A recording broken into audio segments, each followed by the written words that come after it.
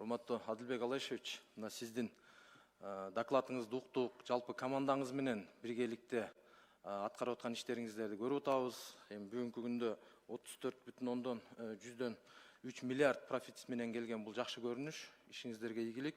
Ошо утурлай эле эми ушунчалык профит менен чыгып атканыбыздан кийин дагы элдин көйгөйлөрүн келерки ушул бюджетке бир сунуштарыбызды берсек. Бактыер Ергешевич, мына өзүңүзгө белгилүү болгондой, биздин Кара Суу районунда көпчүлүк элдер дыйканчылык менен, малчылык менен алектенишет. Анан биринчи кезекте ыраазычылык, ушул дыйкандардын үнү Отсадыр каналы мына башталып, буюрса мына 3 жыл аралыгында бүткөнү турат. Ошону да көзөмөлүңүзгө алып койсоңуз, аягына чыга турган кылып. Ошого утурлай эле азыр эми ар бир айылга барсаң таза суу көйгөйү эң чоң көйгөйлөрдүн бири болуп атат. Туура буга чейин эми Дүйнөлүк банк тарабынан, ар кандай долбоорлор тарабынан, Арис тарабынан 10 айыл, 20 айыл болуп келген. Эми мындан бул жагына сиздин да буга чейинки докладдарыңыздарда угуп жүрөбүз. Мына бул биздин республикалык бюджеттен өзүңүздөр жасай тургандагы айылдар бар. Ошону дагы бир комплекстүү карап жасасак. Анан азыр сиз айтып атасыз, айыл өкмөттөр ПСДсын берсе деп.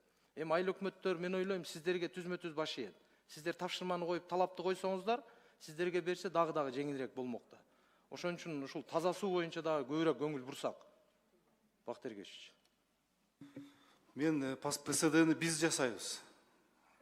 Алишер Абибуллаевич, ПСДны биз жасайбыз. ПСДга чейин документти сурап атабыз. Ал документти биз тапшырма бердик, тапшырманы койдук. Жаңы жылдан кийин мен Адылбек Алишевичке представление берем ГРК айыл өкмөттөргө. Ошол жумуштарды жасабаган үчүн биз бүгүнкү күндө 601 айылда биз жумушту аткарып атабыз. 601 айылда. Мындай жумуш болгон жок. Ош областы өзү негизи Кара Суу району эң начар таза суу боюнча. Эң начар Жалал Абад областы, анан Ош областы и Чүй областы болуп атат. Кара Суу району. Ош областынын Кара Суу району эң начар. Биз азыр донорлор аркылуу, республикалык бюджет аркылуу биз ушу Ош областка мындай көбүрөөк айылдар киргизүү боюнча дагы тапшырма койдук. Туура айтасыз. Бизге президент тапшырма койду. 2030 жылга чейин бүт айылдарды таза суу менен камсыздоо. Бүт айылдарды. Кыргызстан боюнча. Рахмат. Андан кийин мына өзүңүздөргө белгилүү болгондой, Кара Суу району калкынын саны боюнча эң көп, эң чоң район, калкынын жыштыгы боюнча дагы азыркы күндө ар бир үйдө, ар бир айылда ушундай бир маселе болуп атат. Мына бул чек маселеси. Кайра калктын саны көбөйгөндүктөн эми бүгүнкү күндө азык-түлүк коопсуздугуна байланыштуу сууга жерлерди трансформация кыла албайбыз. Ошондуктан мына мамлекеттик администрация тарабынан сунушталган даяр трансформация болгон 47 гектар жер дайын турат. Ошол жерге бир жаңы шаар курсак, ошону бир пландаштырсак, 30 миңден ашык адам ошол жерге батат экен. 105 дана 9 кабаттуу үй түшөт экен.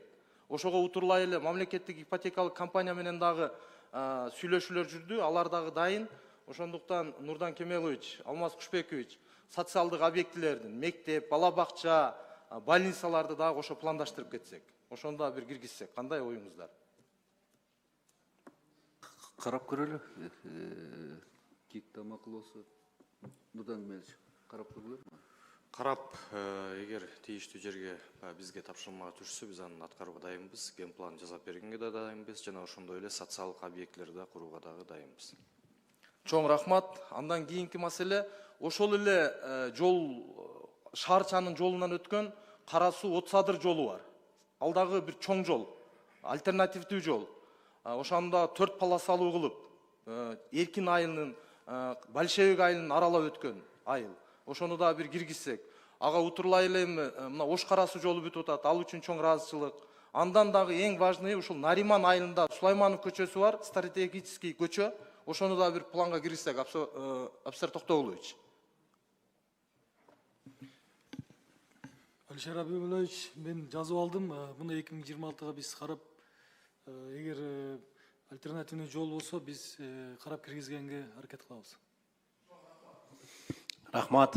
Андан кийинки сөз Кыдыралиев Үмүтали Токтоалиевичте.